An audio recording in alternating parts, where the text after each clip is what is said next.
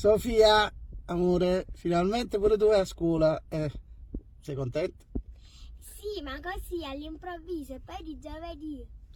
All'improvviso. Tu vai da un anno, quando tempo prima te lo dovevano dire. Poi giovedì perché giovedì a scuola sta chiusa, che la salumeria a scuola. E chi l'ha deciso? Il presidente De Luca?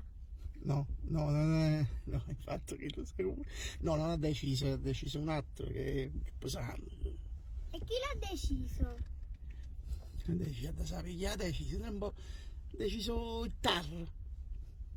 TAR, E chi è il TAR? mamma mia, ma che te ne può che fu l'avvocato? Cioè, TAR dice la parola stessa, TAR, cioè sarebbe TAR, pigliano, cioè, primo e secondo e terzo vanno a scuola, quarto e quinto no, ma che fai no? TAR, sarebbe. E il presidente De Luca è d'accordo? Ma che ne so, che ne sai? Io penso di no, perché io, sai come si sta schiattando addosso, dice, ma come io ci trovo?